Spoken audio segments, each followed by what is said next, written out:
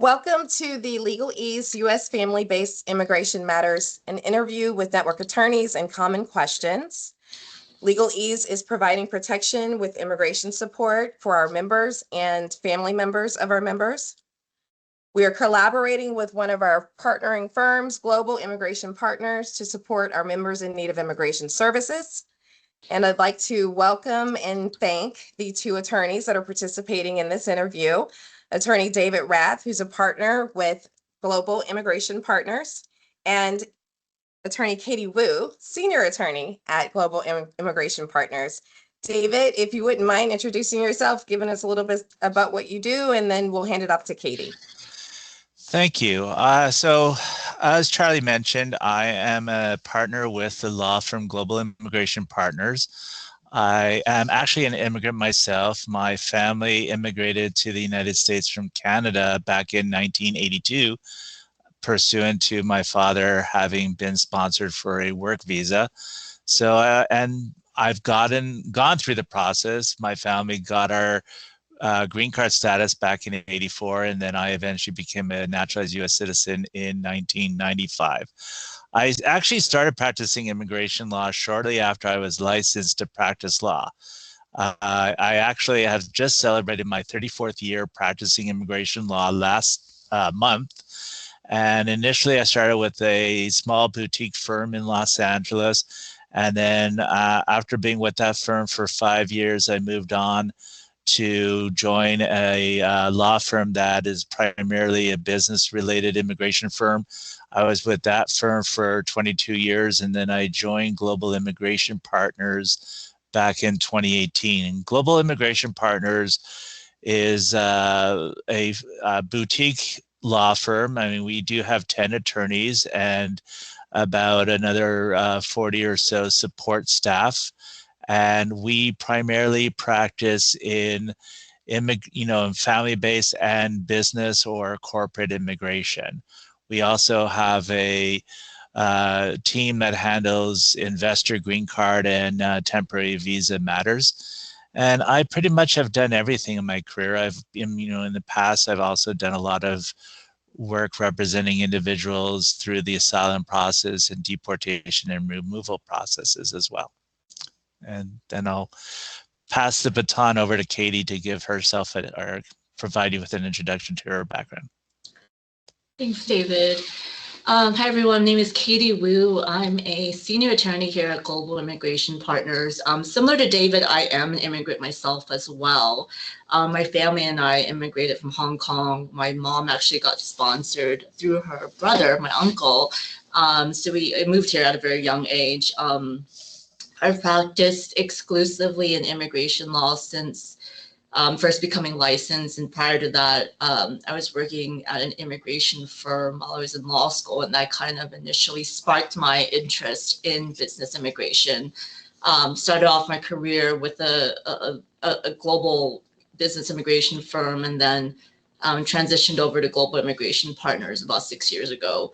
I work a lot with a lot of different types of companies in all different industries on both their non-immigrant and green card matters, and also work with individuals as well on some of the family-based immigration matters. And I really value the partnership and relationships that I have with my clients that I've developed over the years. Wonderful. It's awesome that both of you are immigrants and you're going to be advising people that will have a lot of questions and concerns about their family. So that's a plus for us. Thank you so much for participating, obviously, and let's go ahead and get started. I'll go to the common questions that we prepared for this interview and get the attorney's insight and basically go through everything that we thought our members might want answers to. So question number 1, what is family-based immigration? Which family members does it apply to? So family-based immigration is distinguished from what's typically known as employment-based immigration. So, oftentimes there may be a situation where someone applies for a green card through a job offer from a U.S. company. So this is like kind of the other side of it. Rather than getting a job offer from a U.S. company, you have an individual where who's either a U.S. citizen or green card holder who is petitioning for one of their qualifying family members to apply for a green card. Does it require a job offer from a U.S. employer? And that's one of the benefits. And in terms of which family members it applies to, I think it can be broken down to two main categories. There's an option where it's called immediate relative. So if someone is a spouse of a U.S. citizen, a married child under 21 of a U.S. citizen, or a parent of a U.S. citizen who the U.S. citizen's over 21 years old, there's an option for them to apply for a green card without much of a backlog for getting the green card. This is distinguished from other categories where they could still apply, but there might be a long waiting period for the individual before they eventually get the green card. So some of these other categories may include like unmarried adult children who are over the age of 21 of U.S. citizens, or married children of U.S. citizens. There's a couple other categories where other family members can apply as well, but it would typically, require a longer waiting period before they eventually get the actual green card.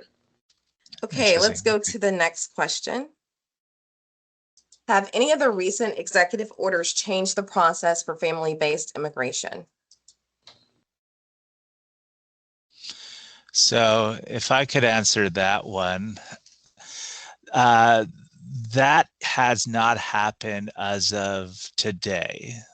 There haven't been any specific executive orders which would impact the ability for individuals to petition for their family members, nor have the executive orders impacted the individuals that were sponsored, for them to complete the green card process. Now, there has been an executive order which just calls for additional review or screening of applications, but that will not ultimately impact the ability for people to qualify for a green card. Just may be something that creates a bit of a delay, in terms of the final issuance. Okay, great. What are the benefits of family-based immigration?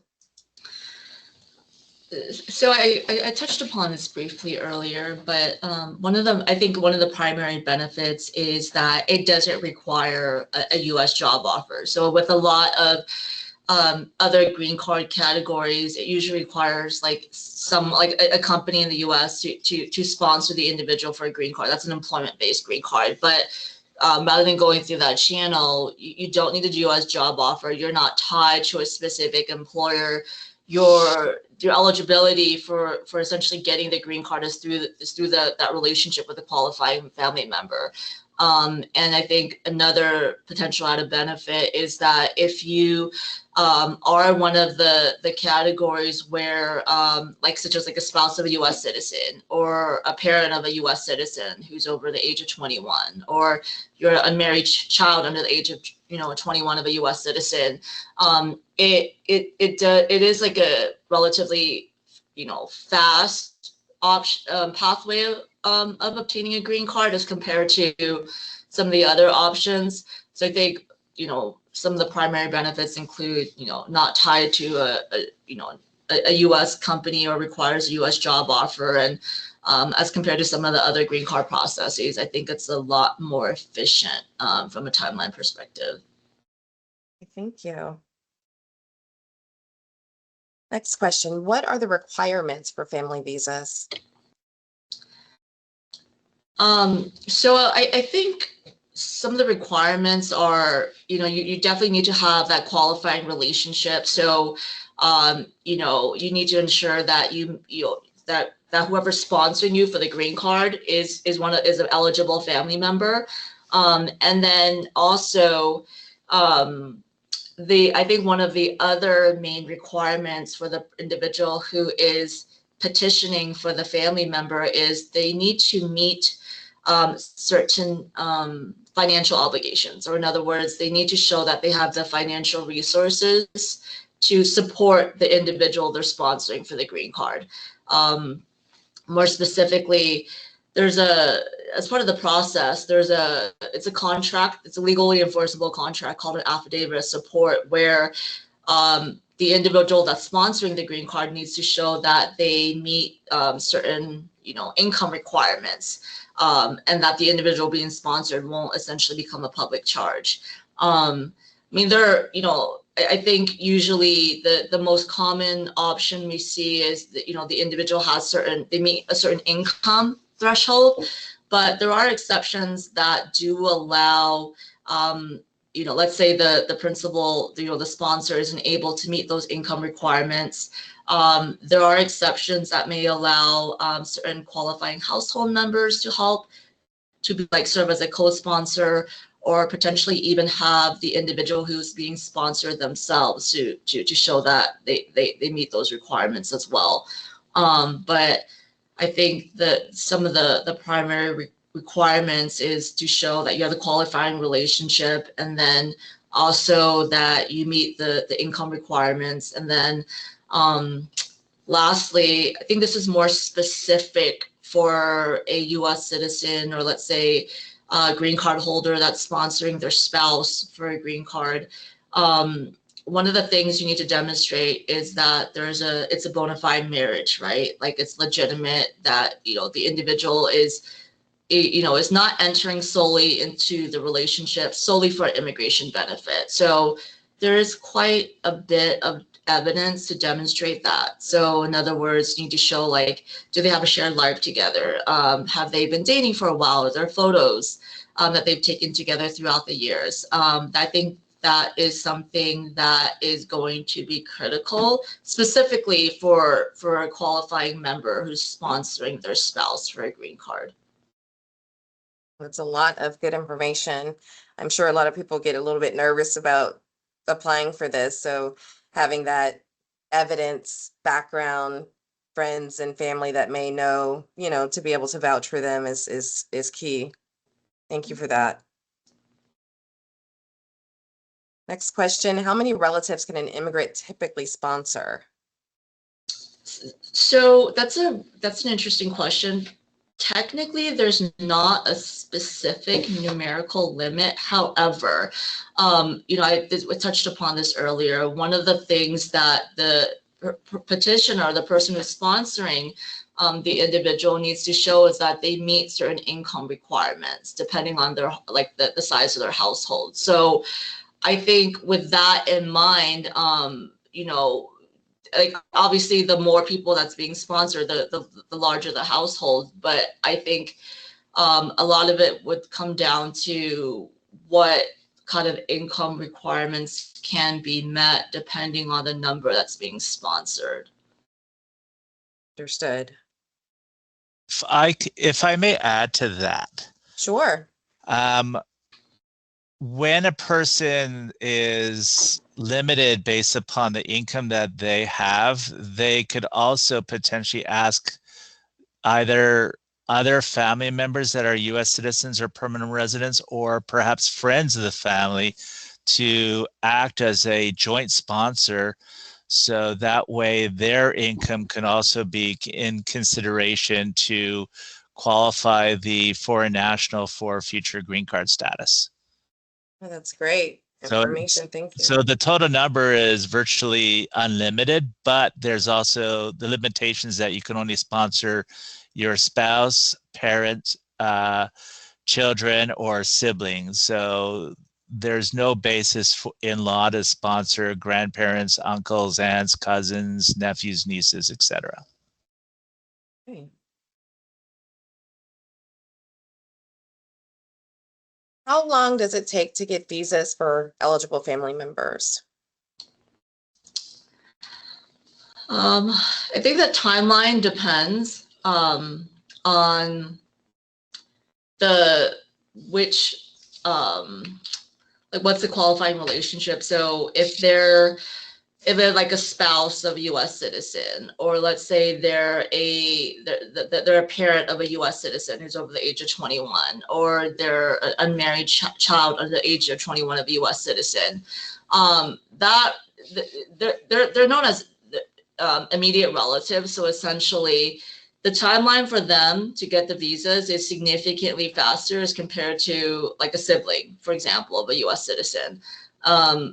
Procedurally, how the process for applying for a green card is essentially two steps. So the first step is you file what's known as the I-130 petition, and that's where you demonstrate, you have the qualifying relationship and all of that information, the initial filing. And then depending on whether the individual is in the US or outside the US, the second step would be either consular processing or adjustment of status. So without going to like too much detail about those steps, I think overall for someone where they're in a category where there isn't a backlog, I would say they could potentially, in a best case scenario, get a green card in a year and a half, 2 years, maybe faster. But for individuals where there is a backlog, it could take many years, and it could be like 10, 15, potentially even longer before they complete the process. Wow. It also depends upon the individual's country of birth. So for example, if somebody's born in the Philippines, it could take 20, 30, potentially 40 years to qualify for a green card based upon the sibling category. Whereas if a person's born in Japan, it might take 17 or 18 years. Why is there such a difference? There's a quota system based in the law that limits the total number of green cards that are available on the different family-based categories. And similarly, there's also one for employment-based green card cases. But there's also, above and beyond the base numbers, there's also limitations on the percentage of green cards that are available per country of birth. So no more than 7% of the total numbers can be applied to any given country. So because there's a high demand for family-based green cards coming from Mexico and the Philippines in particular, the backlog or the wait time to qualify for a green card is significantly longer if a person's born in that country. Okay. That makes sense. And it's the same thing on the employment side of things. The largest percentage of green card applicants are coming from India, and then secondly, mainland China. So the processing time to get a green card through employment sponsorship might be 4 years for somebody born in any other country in the world, but for somebody born in mainland China, it might be 6 or 7 years. Somebody born in India, it'll be over 10 years for the most common employment-based green card case categories. Okay. What common issues should I be aware of when applying for a family visa comparative to other visa types? I think one of the main things is showing it's you have the meeting the income requirements, or what I mentioned, or the affidavit of support, showing you have like the financial means to support the individual that is being sponsored for the green card. And then two, for someone, this is specific to someone's applying through marriage to a U.S. citizen. If they've been married for less than 2 years at the time they file the case, they do get what's known as a conditional green card, meaning that it has all the same rights and obligations as a regular green card holder, but the main distinction is that when they get their green card, it's going to be good for 2 years. And then in the 90 days prior to the 2-year expiration, they need to file an application to remove the condition on the green card. So they have to show ideally that, they're hopefully still married by that point in time. They still have a shared life together. It was still a bona fide relationship. I think those are the common things that I see that are specific for a family-based green card application. Okay, thank you. If What I, other, but do you want me to go on? yeah, sorry, I just was going to say also, like when you're talking about the sibling category, because of the fact that it could take 17 plus years, it may be it most likely will be a lot faster for somebody to qualify for a green card through an employment-based category if that's an option at all. So typically we would approach an individual with the options and go through timing as to how long it may take for them to qualify for a green card through the different family or employment-based categories and design a program that's best for them. And sometimes we'll actually have a situation where we proceed with both family-based green card status as well as employment-based green card filings, and just whichever one gets the person to the, you know, point in time when they can get the green card, the person just chooses that one over the other one or ones. I mean, I've once had a client that had 5 different green card cases filed on their behalf, and ultimately they got the green card through one of them, and the other 4 cases were just left in the dust, so to speak. Wow. Well, thank you for adding some additional insight to that. Absolutely. You're welcome. What other petition types are available that don't require an employer?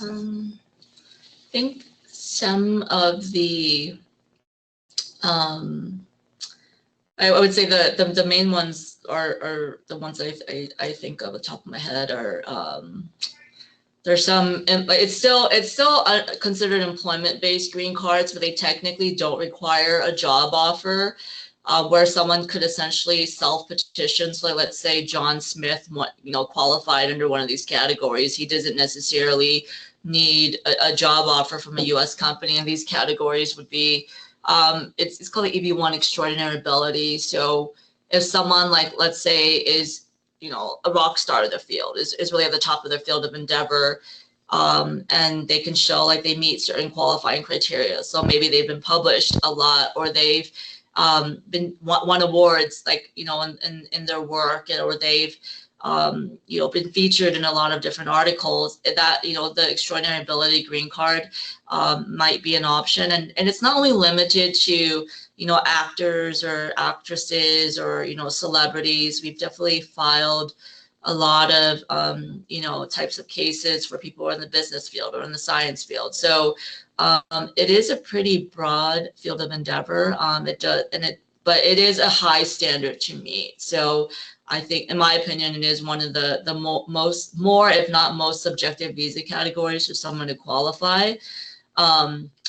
And another option may be it's called a national interest green card, where someone with an advanced degree or they're of exceptional ability in their field is doing work that's in the national interest. So like maybe they're doing work that's like maybe in renewable energy or public health or something like that.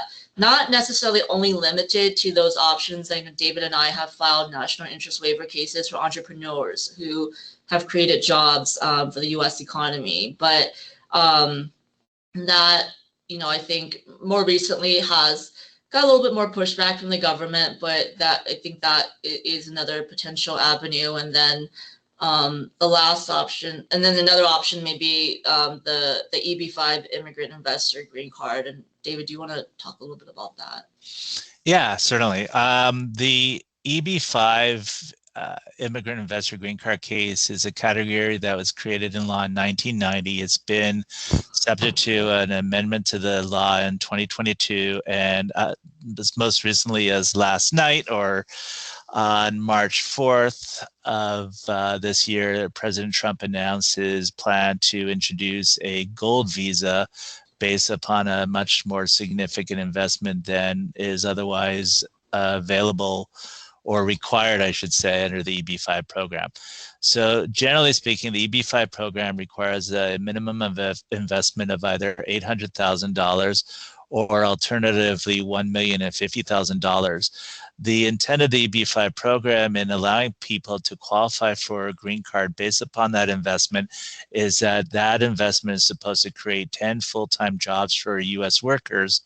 And so if somebody is in the position to make that type of investment to qualify for a green card, ultimately they will have to demonstrate that their investment did create the jobs for those U.S. workers.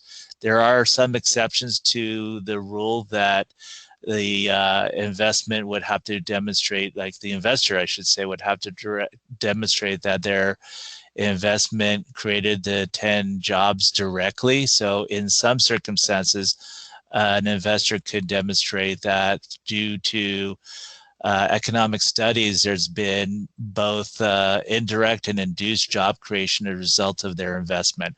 Typically, that's in a project which involves a real estate development deal where you have multiple investors that have pulled their money to support the creation of a project, you know, for example, a hotel, a shopping mall, commercial buildings, etc. Ultimately, that green card program does take time to conclude or to complete. It usually is a process that takes between 7 to 10 years to ultimately get the permanent green card, because just like with the marriage-based green card case, a person is going to be issued a 2-year conditional green card, and then they have to file to remove the condition and demonstrate that their investment did in fact create the jobs that was stated at the outset of the case. If I could mention one other type of cases that may be available. Yeah, sure. There's actually a green card lottery, and that is still in play.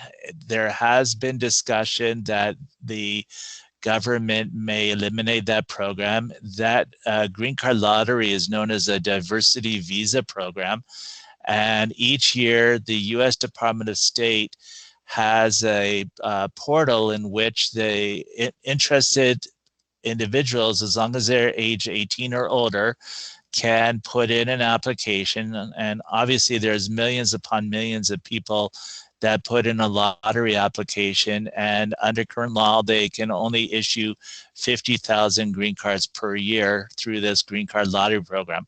There's a minimum requirement that a person has to have at least a high school diploma. If they don't, they may be able to demonstrate that they still qualify if they could show that they have at least 2 years of employment experience in what's considered a skilled occupation. So that way they'll be able to demonstrate that in the future they should ultimately be able to get a job in the US. But that program is also limited. So countries which have a high percentage of immigration to the United States proportionally to other countries, those citizens of those countries are not able to participate in the green card lottery. So for example, people born in India, people born in China, people born in the Philippines, Canada, the UK, they're not able to participate in the lottery program. And the diversity visa program is open every October. And usually they provide notice around April to July to let people know that they had their applications selected. But obviously, you know, considering there's millions of applicants and there's only 50,000 visas available or green card numbers available, the chances of winning the lottery are very, very low. Not as low as the Powerball, though. Well, how does the current administration's elimination of the DEI programs affect the lottery option?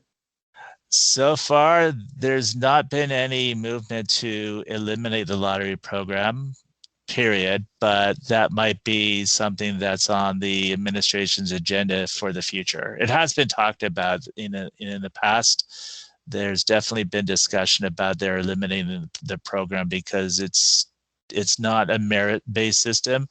And so there are concerns as to why they would allow just people that have a minimum of a high school education to be entitled to qualify for a green card, where people who may have higher education would be unable to, or would have to go through a much lengthier process to qualify for a green card. As of now, though, there's no issue. The program still is in existence. Would a person that's seeking asylum be able to participate in that lottery? Or does the asylum supersede? No, they could apply as long as they're from a country that is on the list of eligible countries. Absolutely. So that's Awesome. not an issue whatsoever. Okay. But applying for the green card lottery doesn't give a person the right to remain in the United States. So if they are in the United States and they're applying for asylum, they still definitely want to pursue that case and focus their efforts on that case and any other cases or case types that they may be eligible to be sponsored under. Great. That's a lot of information on that question. A good question. Yeah. Okay. In the wake of several immigration-related executive orders, how can deportations affect my family? Well, that's a tough question to answer. There's a lot of fear, obviously, around the country with respect to what's been going on with the enhanced efforts that have been made to find people and to execute what's known as a removal order to deport individuals from the United States. Now, having said that, the majority of those people already are subject to what's known as a removal order or a deportation order. What that means is that they have had their day in court before an immigration judge.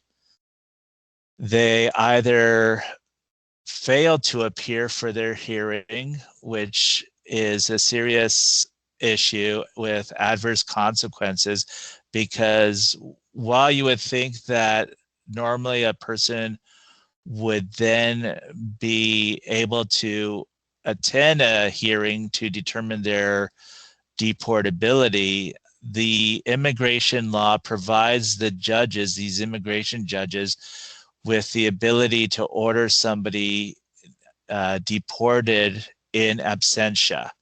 So first and foremost, if somebody does have what's known as a notice to appear before the immigration court, it's very important. It's critically important that they actually plan to attend any hearings that are scheduled for them, and that they follow up with the immigration court system to assess if they've been scheduled for a hearing. The immigration law also provides or requires an individual to provide notice of their current address. And that's kind of like a double-edged sword, but it's important that they do so that if they are scheduled for a hearing before the immigration court, they will receive that notice, so that way they could appear and avoid the harsh consequences of an in absentia order. So going back to what I stated initially, those individuals who are being arrested and are being deported at present, they've already had their opportunity before an immigration judge to present a case to try to avoid deportation and removal from the United States. Whatever may have happened, their deportation order is outstanding. And absent that person being able to file a habeas corpus action in federal district court, the U.S. government, which is specifically in this situation, the Immigration and Customs Enforcement branch of Homeland Security, will actually proceed and execute on that order of removal. Now, in that situation, if a person is removed from the United States, obviously there's going to be consequences to the families, specifically and especially so if the person that's the primary income earner is the one that's deported. That doesn't necessarily mean that the person's unable to ever return to the United States, because if they are entitled to qualify for a green card through either family sponsorship or through employment sponsorship, or through, for example, this national interest green card case, or the extraordinary ability green card case, or the diversity lottery, or the investor green card case, then they could pursue that application when they're outside of the United States and go through the green card process through an interview process with the State Department. And that's known as an immigrant visa application, as Katie mentioned earlier. Now, if they had been deported, they would be subject to a 10-year bar from their ability to return to the United States. But there's also an opportunity for a person to apply for this bar to be lifted. So they could apply to the US government for either a waiver of the 10-year bar or for what's known as a permission to re-enter.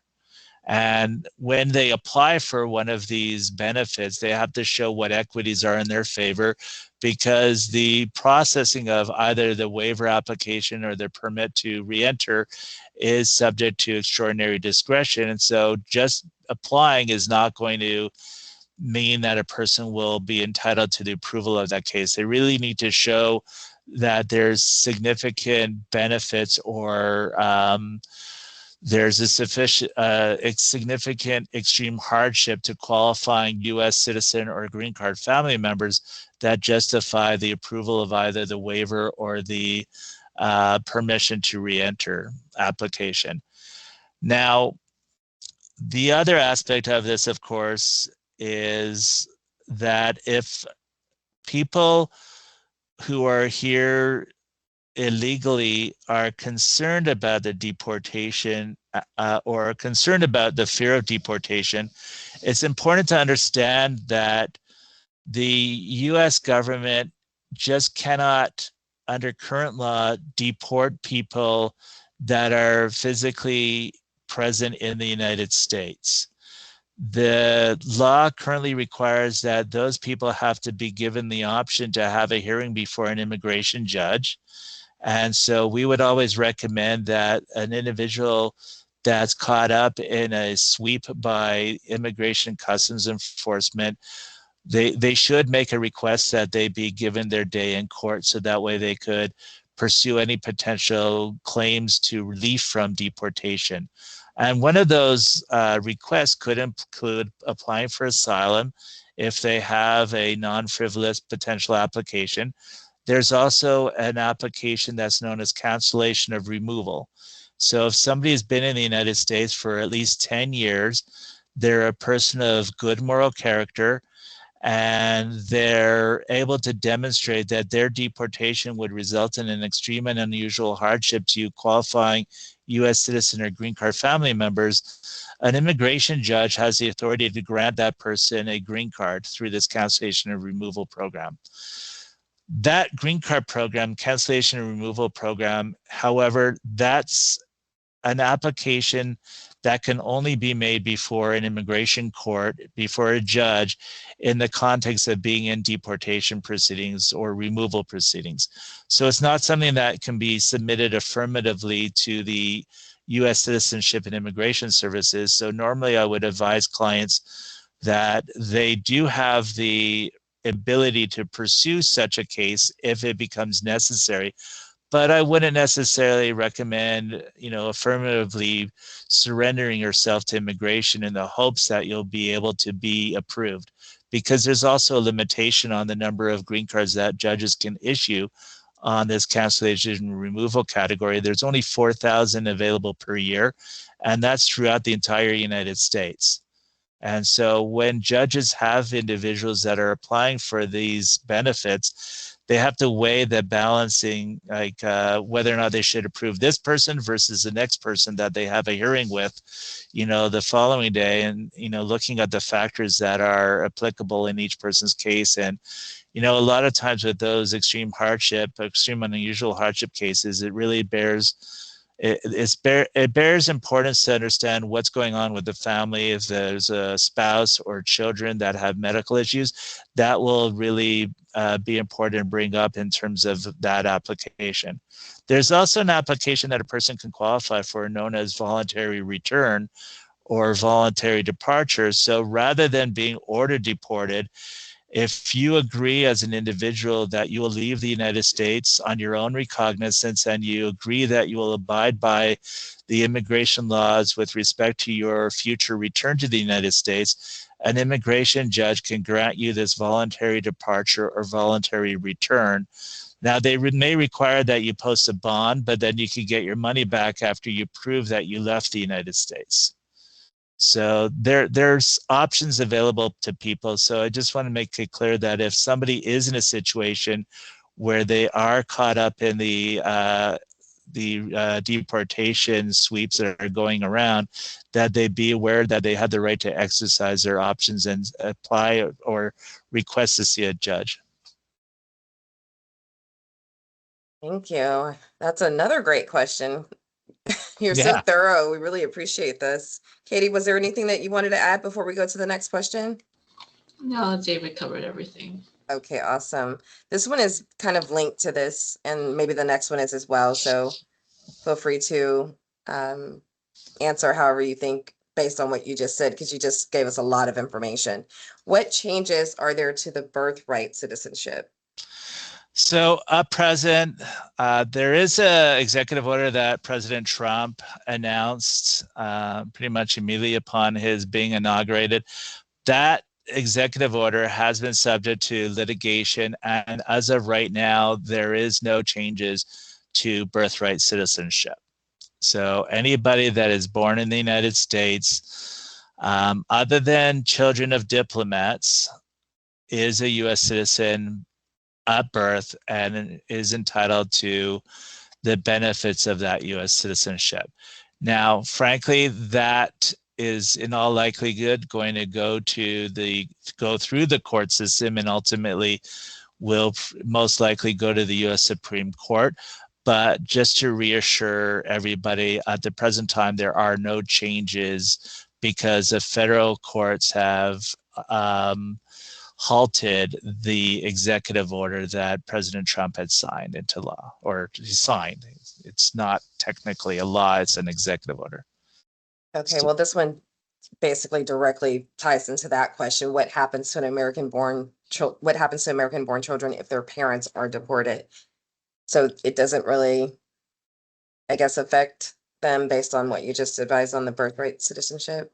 Well, it doesn't in terms of their immigration status. So they're still American citizens. I mean, I think that the issue is what happens to them physically and legally, because if their parents are going to be deported, I mean, most circumstances, the children will in all likelihood follow the parents and live overseas as a family unit. However, if the parents would prefer that their children remain in the United States and there's a support system that allows for that, then the parents could actually put in place legal guardianship ahead of time, so that way they have the children protected from the potential consequences of their parents being deported, to the extent that they have a place to live, they're in a safe situation, they can continue with their education in the United States, and they're not going to be put or displaced into a situation that they're not familiar with. I mean, ultimately, it does require a lot of planning ahead of time, and I think that at this moment in time, it's definitely appropriate for families and specifically parents to discuss what's best for their children and consult with family law attorneys and immigration law attorneys to decide what is the best opportunity for their children to thrive, whether it's to return to their home country with the parents if the parents happen to be deported, or would it be better to keep them in a situation where they're thriving right now, and as long as they're in a situation that they're safe, maybe it would be best for them to remain here. But as of right now, there's no immigration consequences to the American-born children if their parents are deported in terms of their loss of U.S. citizenship. And my reading of the executive order as to birthright citizenship was that it wasn't intended to be retroactive. It was meant to apply to children born in the United States 30 days or later from the date that that executive order was signed. Oh, that's great to know. I think a lot of people were afraid when they heard that and didn't have any idea how it was Yeah. going to be applied. So that's great information. Let's see, next question. How do I prepare my family in the event they are detained or deported? You kind of touched on that, but feel free to Yeah, expand. I think it's important to be aware of the possibility and to have plans in place that, for example, working with attorneys, accountants, realtors, if you own your house or condo, townhome, being in the position that you have a trusted person that you provide power of attorney to take care of your personal assets that you wouldn't be able to sell, or your real estate assets that you wouldn't be able to sell. For children that are American citizens, I think you need to come up with a plan as to who's going to take care of them and if they will follow you if you're subject to a deportation order. Like I mentioned, somebody who is subject to a deportation order, if they're not deported already, they are entitled to potentially have a habeas corpus action filed in federal court to prevent the Immigration Customs Enforcement officers from actually exercising that deportation order. That is something that needs to be done, obviously, on an emergency basis. That's what habeas corpus is for. And so that could preclude the government from exercising that deportation order.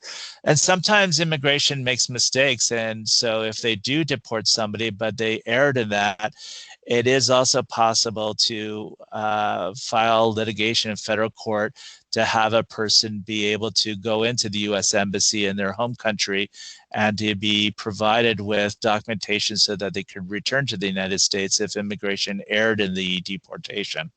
But I think that the critical thing is to take stock of where you are right now with respect to your immigration status and to consult with individuals that could provide you with a strategy on how to move forward with your life in the event that you might be caught up in the deportation sweeps. Okay, let's see. We're almost down to our last two questions, I think. Let's see here. What are the legal challenges of reuniting with deported family members, specifically spouses, parents, and children? So generally, I kind of touched on that before. With family members like spouses and parents and children, if there's a U.S. citizen, spouse, parent, or child that can sponsor the individual that's been deported, and also siblings, then we definitely would recommend filing the necessary case to qualify that person for future green card. Now, the deportation order on its own, it is valid for a period of 10 years. But there are circumstances in which that 10-year bar could be waived. And there's also circumstances where it may be feasible for the person to therefore return to the United States after that case or after the waiver has been approved. The challenge with that process is that waivers are, they take a long time, frankly. So minimum of 6 months and potentially even 3 or more years. And so in the circumstances in which you have an individual that's been deported, The first thing is to consider, if you haven't sponsored that person yet, or talking in terms of the individual that's been deported, having their U.S. citizen or green card family members assess if they're entitled to sponsor them for a green card, putting that green card case into the U.S. government, which is filed with the U.S. Citizenship and Immigration Services. So you have it on record, and then at least you're in the process. However long that process may take, it will ultimately, in 99% of the cases, result in the approval of that petition. And then it's just a matter of whether or not the person would be entitled to immigrate afterwards, which means going through a process of having a green card interview at the U.S. Embassy or U.S. Consulate overseas. And then if they are entitled to immigrate, do they require a waiver for the deportation? Do they have other issues in their background that may also require a waiver? So for example, if somebody has a serious criminal matter in their past, that would require a separate waiver. But the challenges with all of that is going to be in terms of the requirements to meet the discretionary threshold that the U.S. government will put in place, because you need to demonstrate extreme hardship for the waiver to be approved. And then it's just a matter of being able to demonstrate that to the satisfaction of whoever the immigration officer is that's looking at that waiver application. And every immigration officer that reviews these waiver applications, they have a different mindset as to what is extreme hardship. So you really have to put your best foot forward as far as documenting the extreme hardship that the family members that are U.S. citizens or green card holders have. And in this circumstance, not every family relationship will qualify a person for a waiver. So sometimes they may not be eligible to return to the United States, period. They might be permanently barred from the United States. And then in that situation, I think that the family members that are here in the United States, they have a catch-22. Do they stay in the United States and their relationship, and oftentimes, obviously, this is with spouses, do they end up divorcing from their spouse, or do they then leave the United States to be with their spouse together and be a family unit overseas? So navigating all of that is very, very challenging, but that's, it's important to get proper or good strategic legal advice, and probably also speak to therapists as well in that situation, because I think it's incredibly important that a person in this situation be amenable to going for therapy to talk about their fears and their concerns about the loss of their family, their loved ones. I think that that's very important, not only for themselves, but it also would help to develop the extreme hardship for the waiver application. Thank you. Final question. What options remain for immigrants seeking entry into the U.S. as the policies rapidly change? So that's a good one. As of right now, there's still the ability for individuals to qualify for green card status to immigrate to the United States, either through family or employment categories through the diversity green card program. There's also the ability for individuals to apply for refugee status if they're overseas. There is refugee status is the other coin to asylum. Asylum is an application a person makes when they're in the United States. If they're overseas, then they apply for refugee status if they fear persecution in their home country. There's also temporary visas that a person may be able to apply for that allows them to be in the United States, whether it's on a short-term or longer-term basis. So for example, if somebody wants to come to the United States just to visit, they could apply for a visitor visa, which is known as a B1 or B2 visa. B1 is for individuals coming to the United States to visit for business. And the B2 is the visitor for pleasure, if they want to go for a vacation here. There's also work visas, and there's also investor visas. There's educational visas, which are under the F category. So the F1 is your traditional student. There's also an M1 for a vocational student. There's also a J1 which is available for students as well. There's also training visas which may be available. So for example, there's an H3 visa.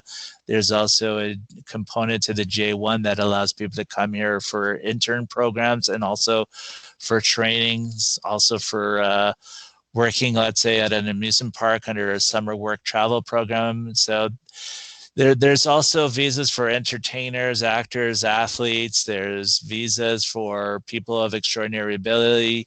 That's similar to the EB1 green card case. So there's a lot of different options that might be available for people that want to come to the United States. It's just, main thing is just to be able to understand what's available and speak to appropriate legal counsel that could guide you through that process. Katie, was there anything you wanted to add before we close? No, I didn't have anything. Thank you. Oh. Okay. David and Katie, thank you so much, really, for providing such valuable information for our members and viewers of this, future viewers of this interview. It's something that we really wanted to do and make sure that our members felt supported in the current times. And we really appreciate you guys doing this for us, along with your firm, Global Immigration Partners. Thank you for the opportunity. Thank you for having us. So we'll go ahead and read the disclaimer notice. This presentation and information shared therein is the property of LegalEASE and is not authorized for use or release to any person, entity, or other disclosure without LegalEASE's prior written authorization. Please note that the content of this presentation is provided for general information purposes only and is not intended as legal advice. The information presented here reflects the person's personal opinions of the individual attorneys and may not apply to every situation. The legal information and guidance shared is general in nature and should not be considered a substitute for personalized legal counsel. If you require legal assistance with an immigration matter, it is crucial to consult with a qualified attorney who specializes in immigration law to address your specific circumstances. The laws and regulations surrounding immigration are constantly changing, and only an attorney familiar with the laws can offer tailored advice. The attorney presenters and LegalEASE disclaim any responsibility for actions you may take based on the content presented in this video. Neither the attorney presenters nor LegalEASE will be held liable for any damages, losses, or consequences that may arise from reliance on the information provided. We have a dedicated LegalEASE member services team ready to assist you. Feel free to contact us through our member services call lines, or you can reach us via email at lampsupport@legaleaseplan.com. Again, thank you guys for attending, and we hope that this information helps some of our members and family members.